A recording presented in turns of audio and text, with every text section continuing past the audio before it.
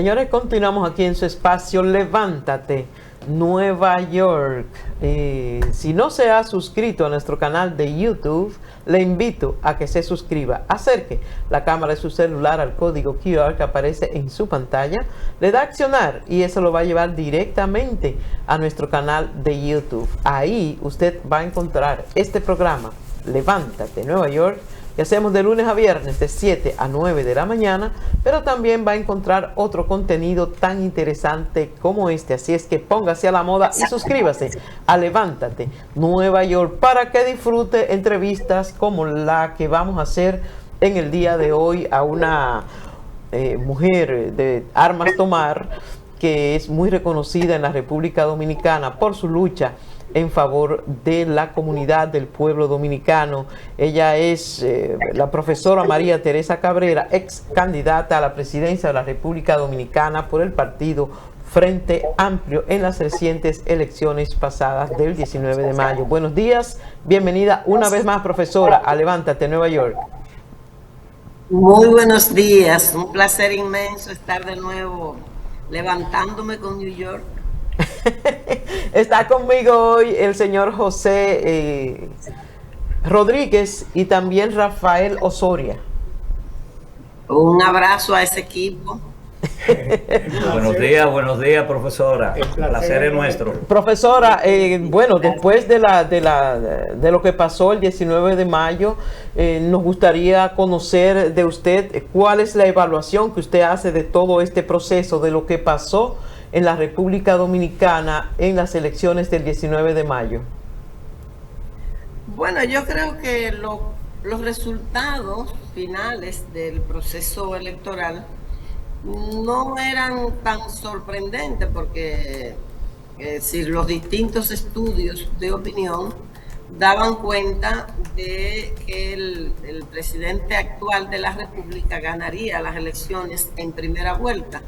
Quizás lo que no coincidió fueron los porcentajes que por lo menos ellos planteaban con que ganarían, que llegaron a hablar de un 70%, pero yo creo que no sorprendió a nadie el triunfo del Partido Revolucionario Moderno, porque la mayoría de los estudios de opinión indicaban que esos serían los resultados finales. Yo creo que lo que sí queda claro es la necesidad de producir reformas democráticas que hagan más equitativo el sistema electoral, que abaraten el costo de la participación política en términos de candidaturas en la República Dominicana.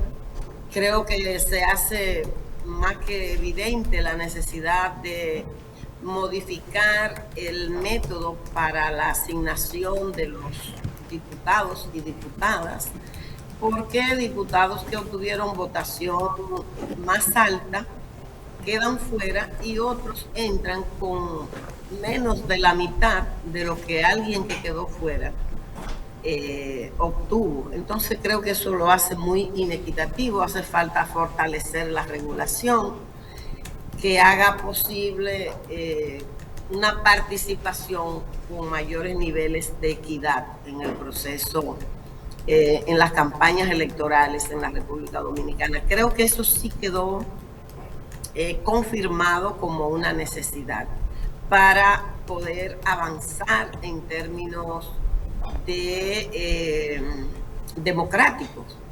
Me parece que los resultados también ponen una responsabilidad importante en manos del Partido Revolucionario Moderno, por cuanto la ciudadanía le otorgó una mayoría muy holgada que le permite impulsar las reformas democráticas pendientes en la República Dominicana, las que incluso no pudo hacer el Partido Revolucionario Dominicano, y por lo menos tuvo el argumento en el 78 cuando se produjo la apertura a las libertades públicas, que fue un hecho sin dudas relevante, pero que se quedó ahí.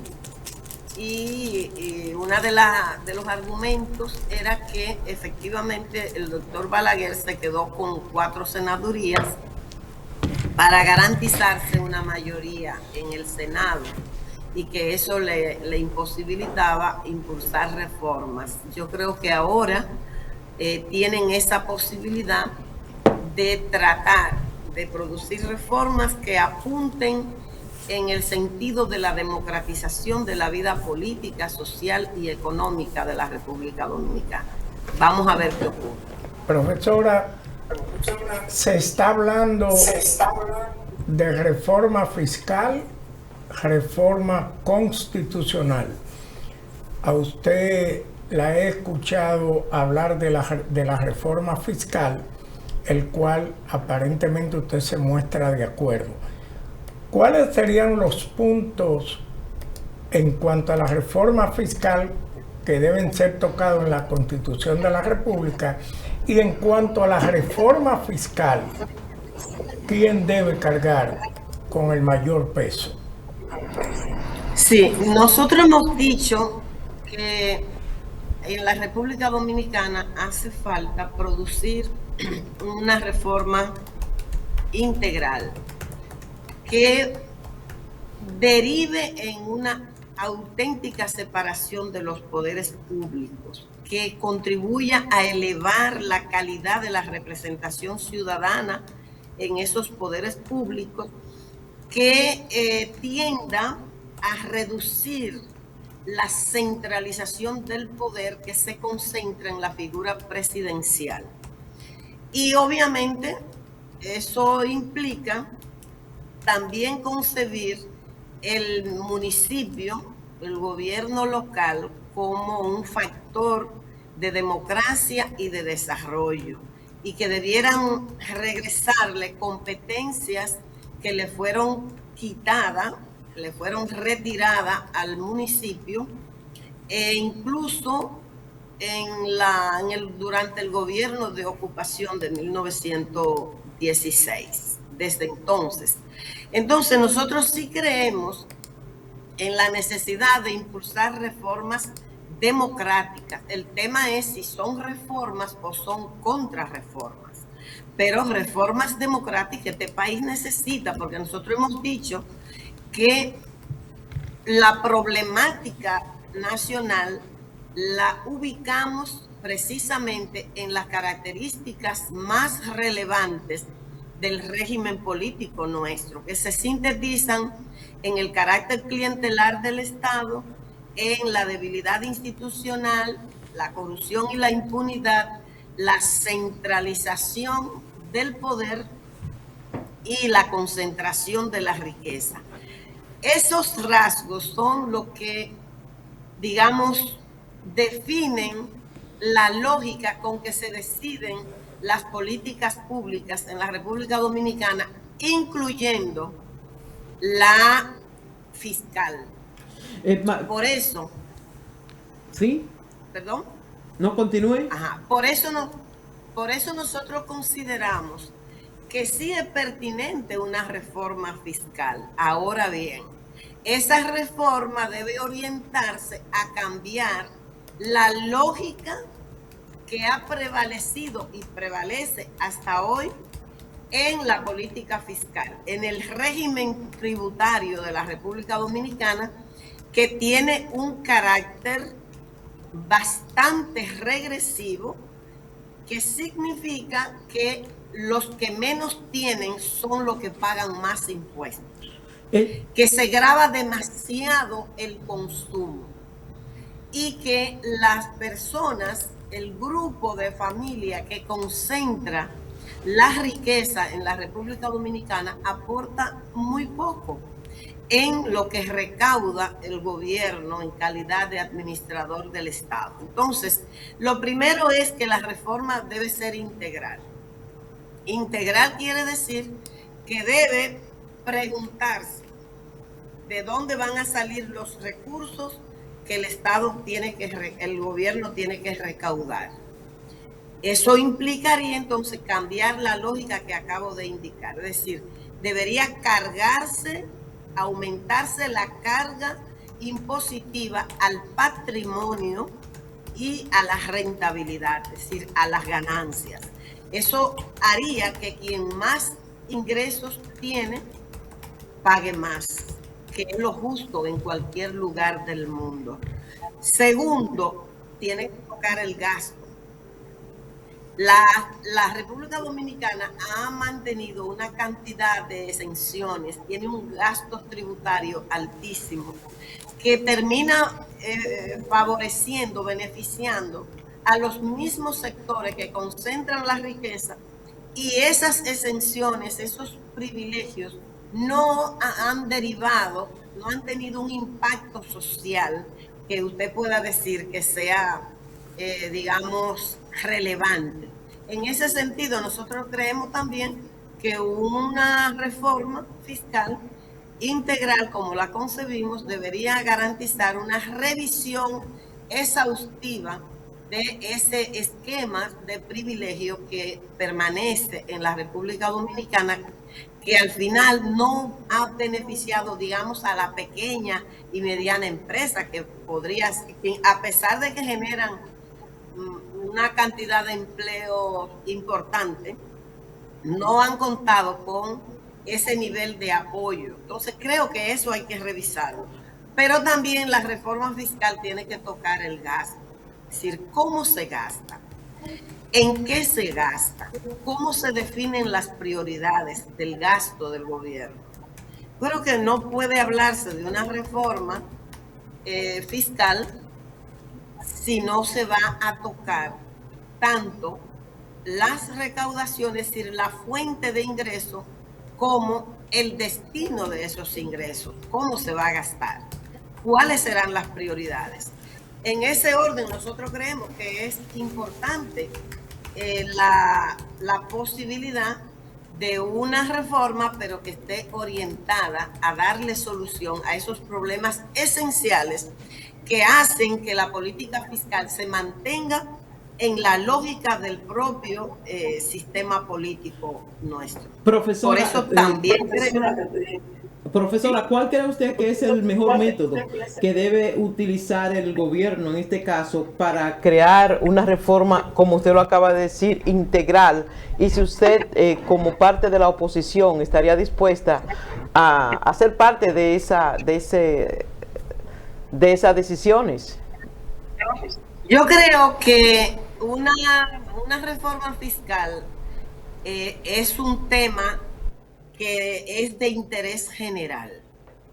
Es decir, porque las decisiones que se tomen allí van a impactar de una determinada manera al pueblo, a la sociedad, a todos los sectores. Por lo tanto, debe ser una discusión abierta que posibilite que los distintos sectores puedan decir lo que creen y puedan formular las propuestas que consideran, porque esto es un tema que no es de expertos nada más.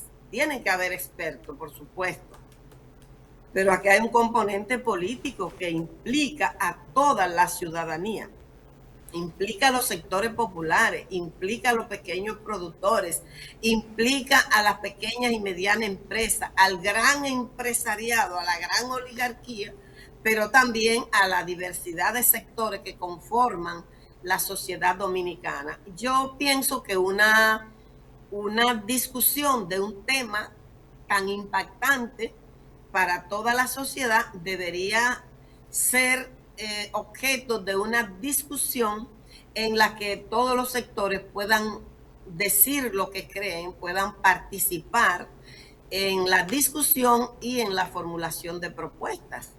Me parece que eso es elemental. Lo propio ocurre con el tema de la reforma a la Constitución. Yo creo que la Constitución es un pacto social. Por lo tanto, no es un tema exclusivamente de los juristas, no, porque es un tema político. Sí. Y Antes lo de entrar, político profesora implica... María Teresa, antes de entrar a la parte de la Constitución, me gustaría apuntalar algo en lo que respecta a la reforma fiscal. El actual régimen fiscal de la República Dominicana es bastante injusto, porque aun cuando carga a lo que más tienen, pero los que más tienen entonces le transfieren esa carga impositiva al consumidor. Y en definitiva, la población siempre es la que tiene que cargar pesada. Los sectores de menos ingresos son los que tienen que cargar con el mayor peso de las leyes impositivas en la República Dominicana. Usted que es parte de la oposición, que participó en el recién pasado proceso electoral y que sectores de la oposición han señalado que el gobierno produjo un despilfarro económico de manera desproporcionada durante ese proceso con el objetivo de obtener los resultados logrados, y en definitiva no fue incorrecto desde el punto de vista de los objetivos del gobierno. Y entonces pues se habla de que se gastó más de cerca de 100.000 millones de pesos en compras y en garantizar las elecciones, que se gastaron más de cerca de 10.000 millones en publicidad, pero concentrada en algunos sectores. En conclusión, ¿usted cree que ese despilfarro económico que le atribuye la oposición al actual gobierno podrá resolverse con una reforma fiscal en la que participen todos los sectores? Precisamente, miren, primero el régimen, la política fiscal nuestra no obliga a los que más tienen a pagar más. Los que menos tienen pagamos más, porque precisamente la carga está en el consumo.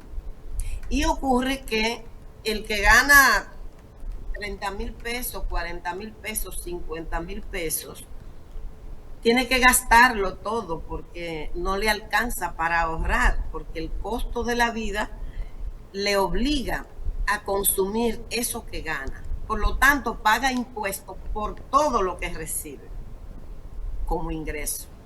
Mientras que los que tienen grandes utilidades pagan muy poco porque eso no lo consumen. Lo que consumen es una ínfima parte de lo que reciben. Lo otro o lo ahorran o lo reinvierten para seguir ganando.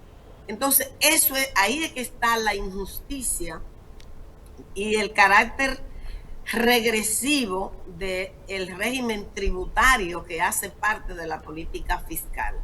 Por eso nosotros decimos que tiene que cambiar esa lógica, tiene que hacerse más progresivo, y eso implica gravar el patrimonio, gravar las grandes propiedades, las grandes rentabilidades, las utilidades, las ganancias, y reducir la carga al consumo.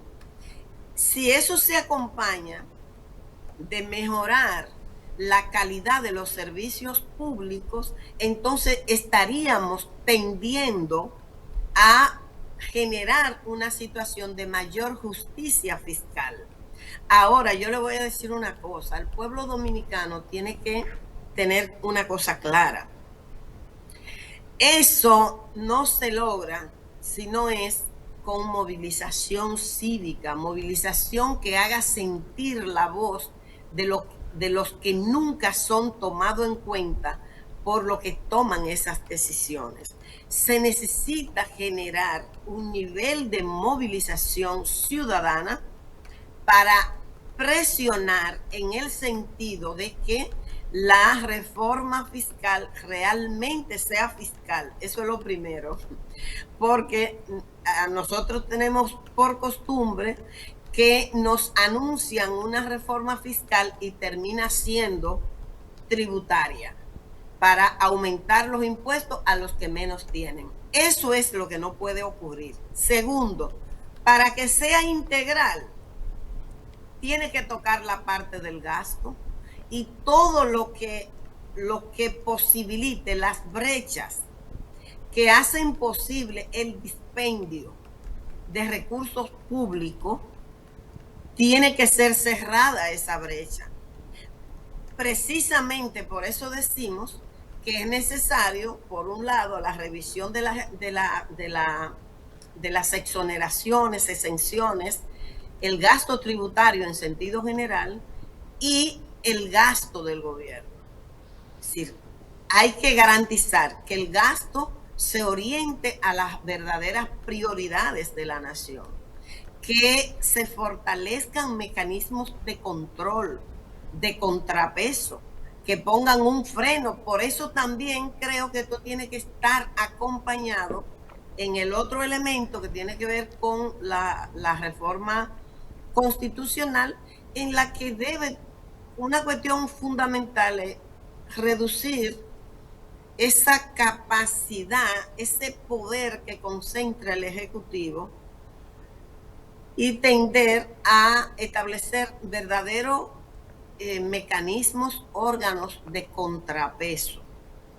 Entonces, claro que tiene que tener freno el dispendio, claro que tiene que fortalecerse los mecanismos de control, claro que tiene que fortalecerse la capacidad de veeduría, de control social de la gestión pública por parte de la ciudadanía, porque de lo contrario seguiríamos en lo mismo. Porque usted puede tener muchos ingresos y si usted no tiene claras las prioridades, si no lo maneja con transparencia, si no gasta en lo que tiene que gastar, seguimos la misma. Pero por eso hablamos de una reforma fiscal integral.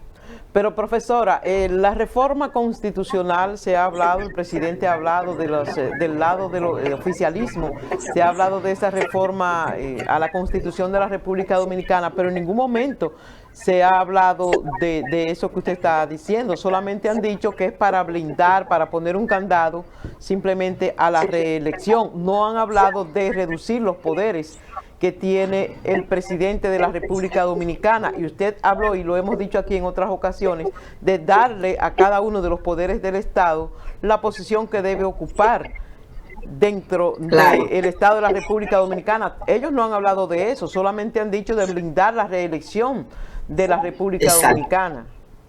Así es. Lo que se ha planteado desde el oficialismo como objetivo de la reforma, a mí me parece que es limitado. Es muy limitado. Yo creo que el Partido Revolucionario Moderno tiene la gran oportunidad de completar lo que faltó en el 1978, cuando se logró algo muy importante, que fue una apertura en las libertades públicas. Pero eso se quedó ahí, no se hicieron las reformas democráticas que en todos los países donde hubo dictadura se produjeron. Recuerden que aquí la ley de educación de la dictadura se modificó 36 años después de caída la dictadura, en el marco del plan decenal, del primer plan decenal de educación en el 97. Eso significa que las reformas democráticas siguen pendientes, porque aquí se han hecho reformas, pero esas reformas no se han orientado, estuvieron más orientadas a crear un marco jurídico legal para todas las políticas neoliberales que se han impulsado. Entonces, si vamos a hablar de una reforma constitucional, en primer lugar debería cambiarse, modificarse la forma en que se lleva a cabo la reforma de la Constitución, para que sea un método auténticamente democrático, como una asamblea constituyente electa por voto popular, cuyos constituyentes solo tienen la tarea exclusiva de dedicarse a trabajar el tema de la modificación de la Constitución. Pero también eso garantizaría que todos los sectores puedan estar representados, porque repito, la Constitución es un pacto social y por lo tanto todos los sectores tienen que ser escuchados y tienen que tener la posibilidad de participar en una decisión tan relevante. Entonces, eso debiera ser un tema de debate en el marco de esa propuesta. Segundo, las reformas deben estar orientadas a convertir, a darle sustento a un aparato de Estado al servicio pleno de la ciudadanía, a elevar la representación ciudadana, la calidad de la representación ciudadana, que tengamos un Congreso unicameral. No es necesario un Congreso bicameral en la República Dominicana. Un Congreso unicameral que reduzca gastos también innecesarios, pero que convierta ese poder en un verdadero contrapeso del Ejecutivo, que verdaderamente se dispongan de los mecanismos para obligar a ese poder del Estado a jugar el papel que le corresponde, que es el de contrapeso. Señores, la centralización del poder en la República Dominicana es tan fuerte en el Ejecutivo que, por ejemplo, para producir una modificación a la ley de presupuesto, el proyecto de presupuesto que envía el Poder Ejecutivo al Congreso, si se quiere modificar, si esa iniciativa de cambio nace en el propio Congreso, se necesita una mayoría calificada. Si ese cambio lo plantea el Poder Ejecutivo, se puede hacer con una mayoría simple. Ese es un dato revelador de cómo el poder está centralizado en la figura presidencial, en el Ejecutivo, que es el único de los poderes públicos que es unipersonal. Entonces, nosotros creemos que estos temas deben ser objeto de debate en el marco de una reforma si se quiere avanzar en términos democráticos. Creemos también la necesidad de establecer el poder ciudadano, que le dé mayor poder de control a la ciudadanía en la gestión pública. Reitero, el municipio, convertirlo en un factor de democracia y de desarrollo. Necesitamos mecanismos mucho más efectivos con el tema, por ejemplo, del combate a la corrupción y la impunidad. La independencia plena, verdadera, del Ministerio Público, de la justicia, que sea, porque la gente, hay personas que dicen, no, la independencia está garantizada. No está garantizada la independencia del Ministerio Público, porque si hubiese estado garantizada, no habríamos tenido procuradores miembros de comité político, del partido gobernante en su momento. Entonces, eso es importante, pero no es lo único. Hay otras reformas que tienen que hacerse en este país para poder avanzar en términos democráticos. Profesora, ¿a qué usted le atribuye que los partidos llamados progresistas o de izquierda nunca se pueden poner de acuerdo para llevar candidaturas comunes con la finalidad de alcanzar el poder? Esa es una. Y la otra, ¿a qué le atribuye la derrota del diputado Juan Dionisio Rodríguez? Bueno, lo primero, la verdad que ese es un tema desafiante, el tema de la unidad. Yo creo que las personas que da seguimiento a la actividad política en la República Dominicana tiene constancia, por lo menos, del esfuerzo que desde el litoral en el que nosotros participamos se ha hecho para contribuir a la unidad. Nosotros hemos sido la única organización que ha asumido candidaturas de otros espacios en aras de la unidad. Llevamos en su momento como candidato a González Espinosa, en su momento llevamos a Ramón Almanzar como candidato nuestro, en su momento llevamos a Julián Cerulle en ese mismo propósito, en su momento a Guillermo Moreno. Hemos hecho mucho esfuerzo por el tema de la unidad porque la consideramos necesaria. En la República Dominicana hay una franja importante de la sociedad que reclama esa sinergia entre los progresistas y de izquierda para generar una subjetividad que convoque a las reservas democráticas y patrióticas de la República Dominicana Y porque hay gente que espera eso. Y mientras nos vea cada uno por un lado, eso no le convoca. Entonces es necesaria. Yo creo que son muchos los factores que intervienen.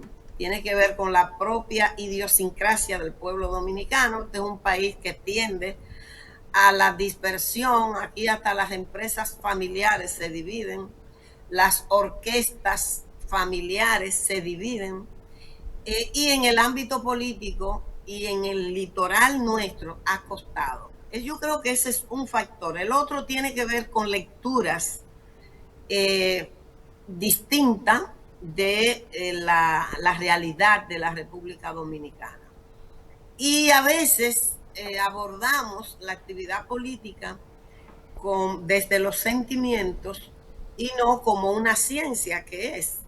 Y si es una ciencia, el análisis hay que hacerlo haciendo uso del instrumental teórico que tiene la ciencia, que son los conceptos y las categorías de análisis, para abordar la realidad, y tal vez eso nos ayudaría a entender mejor la necesidad de esa articulación. Yo creo que quizás la experiencia misma nos va a forzar a tener que entender la necesidad de esa articulación. Porque la derecha sí se pone de acuerdo fácil, aunque anden dispersas, parezcan dispersas, se ponen de acuerdo para aquellos elementos que entienden vitales para garantizar su perpetuidad. Se ponen de acuerdo. Ustedes ven que hay cosas en las que no hay debate entre los sectores de derecha, los conservadores, aunque tengan en bajo bandera. A propósito de eso que usted plantea, de que los sectores de derecha sí se ponen de acuerdo, es indiscutible la vocación democrática suya y de muchos sectores importantes y dirigentes en la República Dominicana. Sin embargo, la realidad es otra. La realidad es que mientras los de arriba se ponen de acuerdo, los de abajo andan fraccionados en grupos y subgrupos, y hasta los subgrupos se dividen. Es decir que hay esa realidad. Mientras tanto, usted ha expresado una vocación progresista, democrática, y ha planteado aquí en la entrevista la necesidad de que se tomen medidas que amplíen la participación de la población, que las libertades democráticas sean ampliadas y una realidad.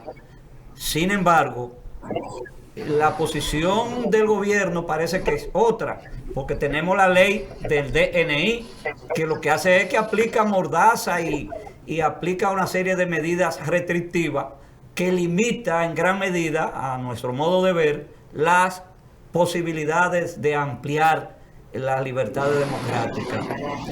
¿Qué usted piensa que puede hacerse en ese sentido? ¿Usted cree que todos esos esfuerzos de unidad que se han hecho, incluso, bueno, partido que usted representa, ese es el símbolo que exalta, pero cada vez se hace mucho más difícil una unidad en los sectores populares que puedan producir un contrapeso con el sector de la derecha o el sector que ha ejercido el poder tradicionalmente? ¿Qué se está haciendo? ¿Qué usted cree que se puede hacer en esa dirección? Bueno, yo creo que efectivamente la reforma debería orientarse a democratizar también la vida económica, porque nosotros tuvimos apertura a las libertades públicas en el 78, pero la concentración de la riqueza quedó intacta como un rasgo sobresaliente del régimen. Entonces hay que tender a democratizar en sentido pleno, es decir, en sus tres dimensiones: lo social, lo económico y lo político. Yo creo que ciertamente hay amenazas. Esa ley original que crea la DNI afecta, toca, vulnera derechos esenciales. Se ha creado una comisión de diversos sectores.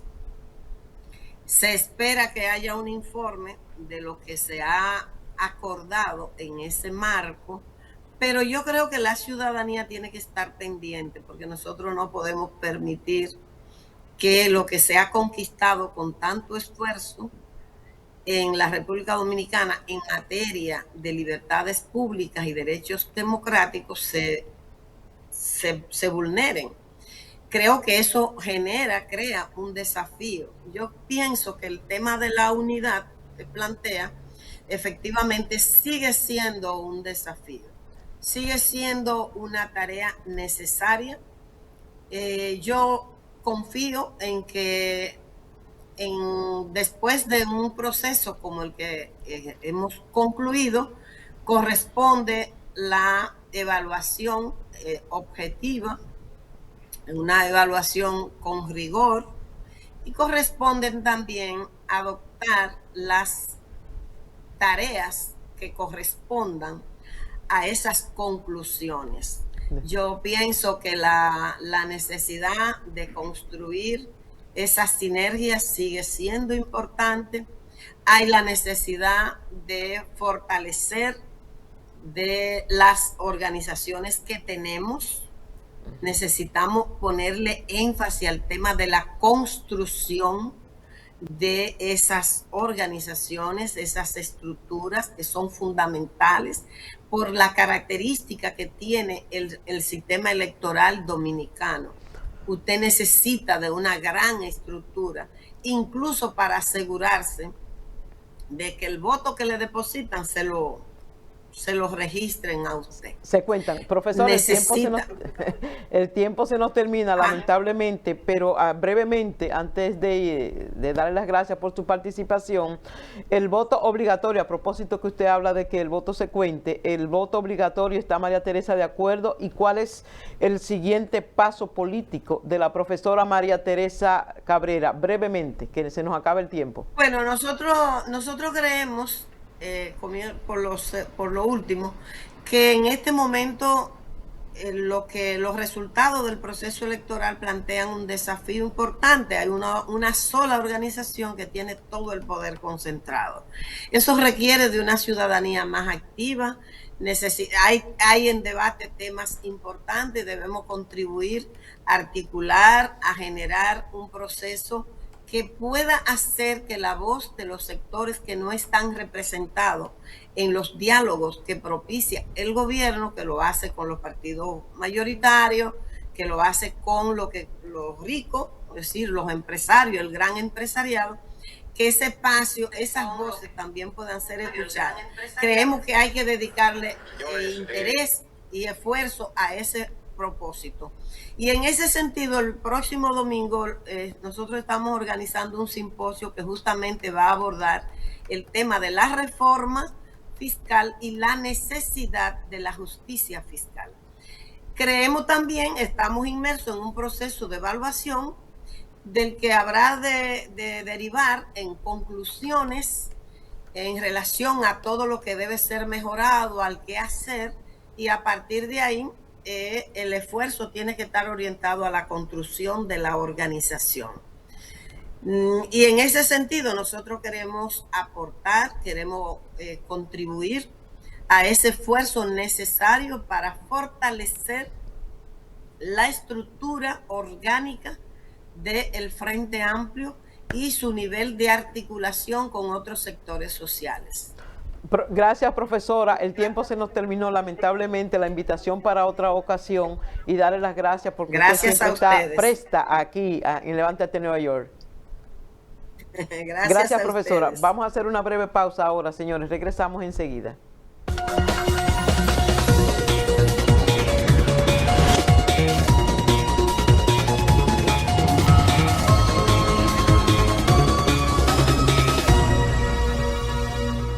Comunicadora, locutora, presentadora, empresaria. Lo menos que tengo es tiempo para esperar en una sala de emergencia.